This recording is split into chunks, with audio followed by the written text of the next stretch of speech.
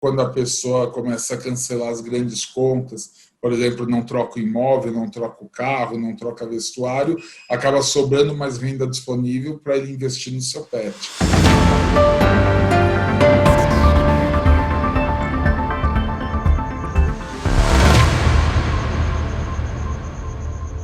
Que fundamentalmente tem alimentado muito o mercado mundial, especialmente o mercado brasileiro, é a humanização do pet. Eu digo que o pet teve 3 fases. A primeira fase, quando você tinha um pet muito mais como uma função utilitária, então você tinha um pet para ficar no quintal da casa para latir se alguém pulasse. Teve uma segunda fase que o pet começou a ganhar um pouco mais de intimidade, pôde começar a circular dentro de casa, e uma terceira fase, iniciada há uns 5 anos atrás, de maneira mais intensa, que foi a fase do pet em cima da cama das pessoas. E aí, nessa fase do pet em cima da cama, é a fase que ele vira membro da família e, no geral, na condição de filho. E isso passa a ser, então, um vetor muito forte de crescimento de mercado. O gato vai melhor no temperamento anglo-saxão e para o temperamento latino o cachorro vai melhor. E por que isso acontece? Porque nós temos, no caso do gato, um comportamento independente, ele não é... Ele dá carinho na hora que ele quiser, mas ele fica sozinho em casa muito bem.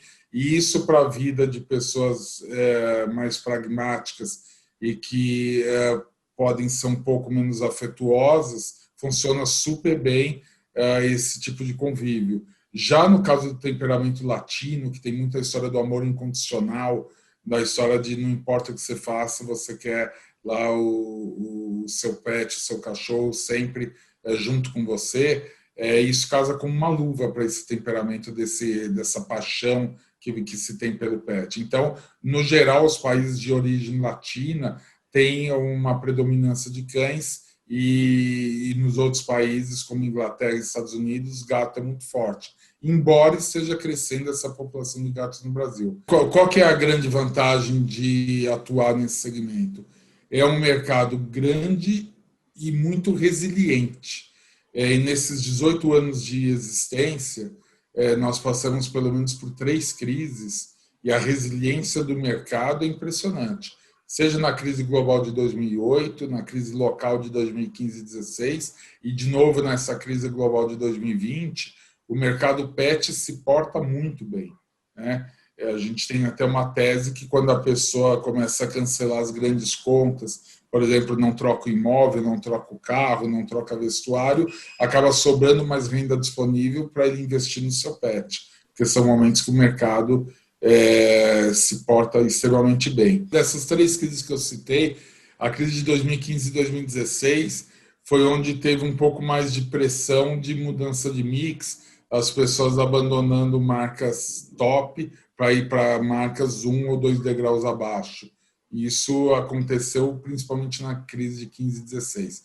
Nessa aqui de 2020, a gente não notou esse movimento. No geral, Daniele, como nós dissemos antes, como o pet é colocado na condição de filho, você não quer reduzir a qualidade do que você está dando para ele. Então, isso explica boa parte da resiliência. Na ponta de problemas, eu diria que o desafio para nós especificamente é que é um mercado ainda de baixa profissionalização e com alto índice de informalidade. Primeiro, a gente sofre com a concorrência desleal, porque você está sujeito a uma regra que o concorrente não se sujeita. Isso, por natureza, já gera uma assimetria de condições de se operar. E um segundo aspecto não menos importante é que, como o governo vive em déficit, ele sempre procura aumentar a arrecadação de quem já paga. E isso vai criando um fosso ainda maior contra a informalidade. É por isso que eu bato muito na tecla de, independente das propostas de reforma tributária que estão aí no Congresso, que estão sendo discutidas, elas são fora de tempo. porque não dá para discutir isso sem aumentar essa base de contribuintes, porque qualquer reforma, e as reformas, diga-se de passagem, que estão sendo analisadas, elas pioram a situação da informalidade. No geral, elas criam o IVA, que é o Imposto do Valor Agregado, e transfere a responsabilidade da arrecadação em algumas cadeias da indústria para o varejo. E aí, quando você, ao invés de controlar meia dúzia de indústrias, você passa a ter que controlar milhares de pontos de varejo, o espaço para a informalidade e para a sonegação só amplia, que eu sou absolutamente contra uma reforma tributária nesse momento, por uma razão muito simples. Nós temos um déficit fiscal de pelo menos 5 pontos do PIB.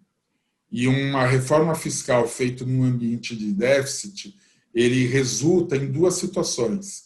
Se for uma reforma neutra, como o governo promete no discurso, a gente teria já uma reforma tributária que nasce comprometida porque você tem um déficit fiscal de 5 pontos. Se for uma reforma que fecha esse gap, o que vai acontecer é que você tem um aumento brutal da carga de impostos e, no geral, para quem já paga muitos impostos, o que seria absolutamente indesejável, já que quem paga impostos está no limite da capacidade de fazer esse pagamento. Então, seria muito mais salutar pensar em, primeiro, atingir o equilíbrio fiscal. Para atingir equilíbrio fiscal, você atinge equilíbrio por 2 caminhos: reduzindo despesas, leia-se reforma administrativa, e aumentando a arrecadação. Só que aumentar a arrecadação não significa aumentar impostos. Aumentar a arrecadação você pode acontecer de 2 formas: por desenvolvimento econômico ou por aumento da base de contribuintes. E é nesse particular que eu acho que o governo tem uma grande oportunidade na mão, e eu vejo poucas propostas nesse sentido.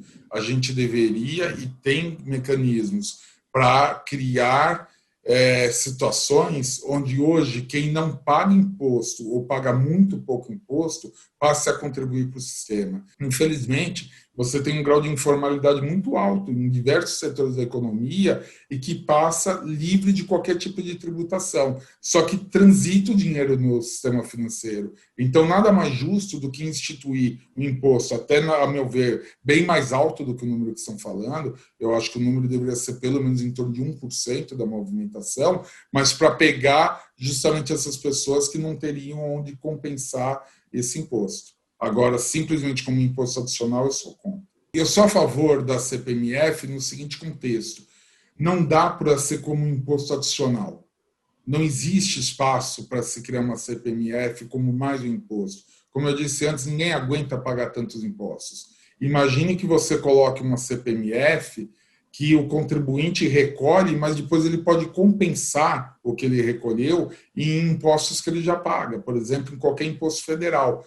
Então, uma companhia recolheria no final do mês R$1 milhão de imposto da CPMF, mas compensaria na guia do PIS, do COFINS, do imposto de renda. Ou seja, não haveria aumento de impostos para quem já paga todos os impostos. A questão tributária é quase que a mãe de todas as reformas, no sentido de, como eu disse, primeiro atingindo o equilíbrio fiscal. Mais uma vez que você atinge esse equilíbrio, você tem um problema de concentração de renda gigante no Brasil. E esse problema de concentração de renda, ele também está muito associado à forma de tributar. Você tem aqui um excesso de tributação sobre o consumo e uma baixa tributação sobre a renda das pessoas, que contraria qualquer país da OCDE. O Brasil é o único país dos países da OCDE que tem um sistema de tributação regressiva, enquanto o resto do mundo tributa progressivamente. O que é na prática isso? Qualquer lugar desses países desenvolvidos, quanto mais você ganha, mais você paga imposto. Aqui no Brasil acontece exatamente o contrário. Quanto mais você ganha, menos você paga imposto. E isso se dá pela excessiva tributação existente sobre o consumo. O mais grave disso é que a imensa maioria da população que paga esse imposto embutido do consumo não tem consciência disso. Se você perguntar para alguém que ganha R$ 1.500 por mês quanto que ele paga de imposto, ele vai dizer que não paga imposto, porque ele entende que ele não paga imposto de renda, porque ele está isento. O que ele não tem consciência é que quase todo o salário dele que vai para o consumo, 50% disso é imposto. Nós acabamos de realizar o IPO no dia 11 de setembro de 2020 agora. Nós temos muitos projetos, em especial de consolidar a nossa liderança na América Latina, ampliando o nosso ecossistema. Hoje, a gente, embora já tenha liderança na parte de lojas, de produtos e de serviços veterinários e de estética, a gente ainda tem uma série de serviços que o tutor precisa que a gente não atua, como, por exemplo, o hotel, daycare, dog training e outros serviços afins. E a gente quer, nos próximos anos, fazer parcerias para oferecer todas essas soluções para que o tutor do pet sempre lembre da marca Pets quando precisar de alguma coisa. O processo de IPO, Daniele, a gente poderia fazer uma metáfora que é como se fosse uma grande maratona e que, na verdade, a preparação começa alguns anos antes, né? Quando entrou o fundo de Private Equity lá em 2013, na verdade, toda a montagem de conselho, comitês, governança, tudo isso aí vai preparando a empresa num caminho bastante longo e bastante consistente. Quando chega nesse momento de fazer roadshow, pilot fishing, conversar com investidores, eu diria que é aquele momento final dessa longa jornada, que é quando você precisa correr aqueles 100 metros finais lá para concluir o processo. Só que as bases foram feitas ao longo dos anos. Isso equivale a dizer que, uma vez aberto o capital, as alterações, no nosso caso, são muito leves, muito tranquilas. Basicamente, o balanço que tinha auditoria anual passa a ter auditoria trimestral, você tem um reporte trimestral para investidores, ao invés de você se relacionar com um sócio, você se relaciona com N sócios, especificamente a Pets tem mais de 50 mil sócios, e tem a questão do canal de denúncias, que por conta da governança você cria, e só. Na verdade, a gente teve a oportunidade de mostrar que, diante de um cenário extremamente grave de crise, especialmente no varejo, a gente pode mostrar não só a resiliência do mercado, mas, em especial, a nossa resiliência. Porque você tem a resiliência de mercado e tem o nosso crescimento dentro disso. Em todas as crises, foram os momentos que a gente mais cresceu. E, de novo, isso se repetiu. A gente ganhou vários pontos de market share durante esse processo de pandemia, porque o consumidor foi muito para o digital e nós nos preparamos desde 2015 para atender bem o consumidor nessa parte digital. E o processo foi concluído em 2019. Então, houve essa coincidência de quando aconteceu o processo da quarentena, a gente estava absolutamente pronto sobre o aspecto de infraestrutura, de sistemas e de cultura organizacional para atender o consumidor que quisesse comprar pelo aplicativo e receber em casa de uma forma muito eficiente. E isso fez com que a gente avançasse. O nosso digital, que era 7%, 8% o ano passado, saltou para 25% de participação. Desde o primeiro dia que nós montamos, lá em agosto de 2002, a então Pet Center Marginal, a filosofia tem sido exatamente a mesma nos 18 anos. É ter muito o olhar do consumidor, é pensar sempre com a cabeça do consumidor, é sempre pensar o que faz sentido para ele, o que agrega valor para ele. Se nós conquistamos a liderança de mercado agora, foi justamente por estar conseguindo oferecer uma proposta de valor para esse consumidor que faz sentido. Isso é uma coisa muito ampla, porque proposta de valor significa localização de lojas, significa o layout internamente das lojas, significa o mix de produtos, significa os preços justos que nós praticamos, significa nós operarmos produtos e serviços de forma integrada num único local, significa canais diferentes, então ele tem o físico e tem o online. Se o cliente quer comprar na palma da mão e receber em casa, ele pode. Se ele quer retirar na loja, ele pode. se ele quer assinar para receber, sem precisar se preocupar cada mês em fazer compra, ele também pode. Então, é sempre entender como que o consumidor quer ser atendido e fazer isso da forma mais competente possível. A Pets, com o nome original de Pet Center Marginal, surgiu em agosto de 2002, portanto, ela completou 18 anos agora em 2020, e a primeira loja foi na Marginal do Tietê, onde eu tinha uma instalação de uma outra atividade não bem sucedida que eu tive. Eu tinha uma distribuidora de alimentos de perfumaria por cerca de 10 anos. Ela tinha um tamanho razoavelmente bom, tinha 600 funcionários. E no final de 2001, início de 2002, ela sucumbiu devido a uma série de fatores. E um dos pontos que nós tínhamos era na Marginal Tietê, onde funcionava um autosserviço de perfumaria nosso.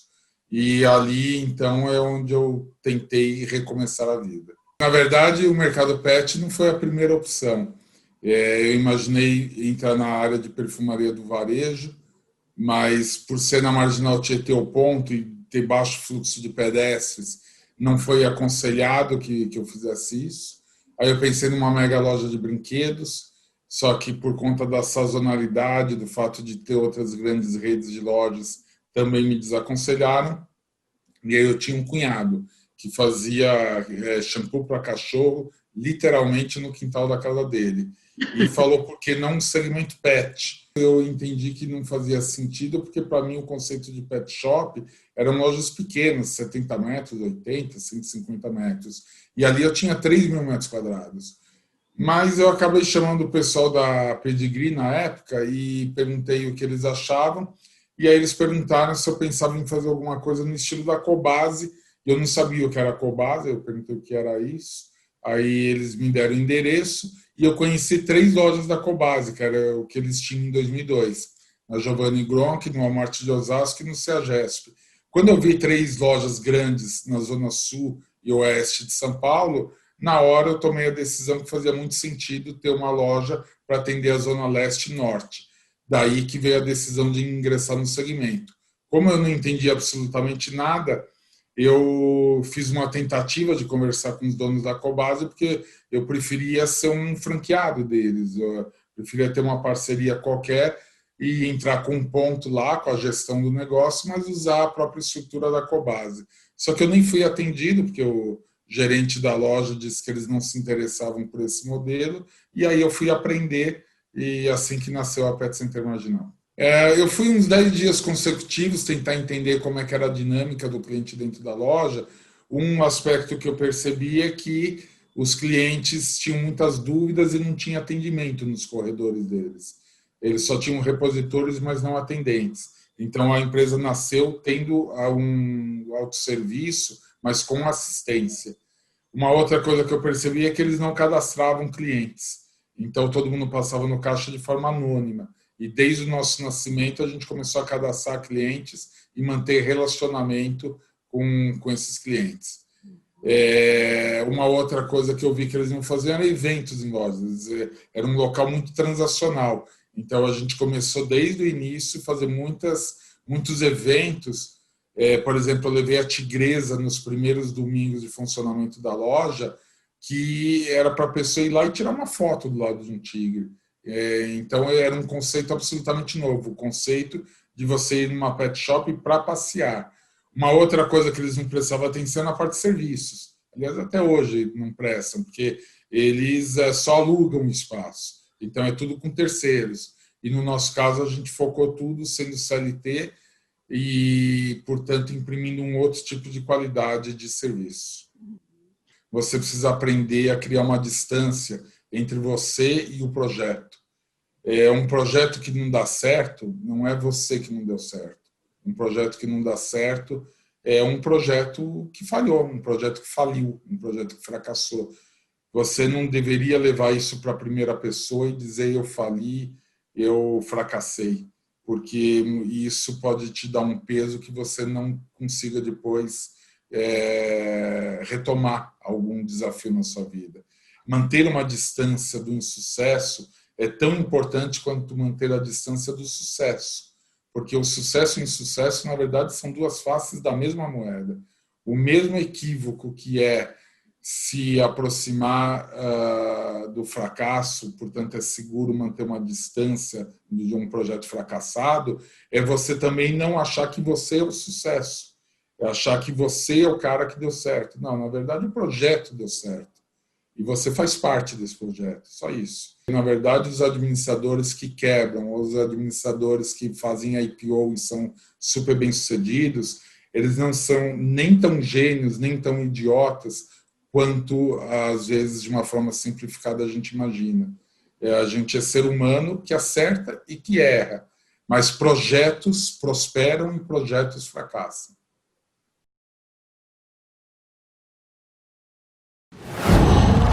Qual?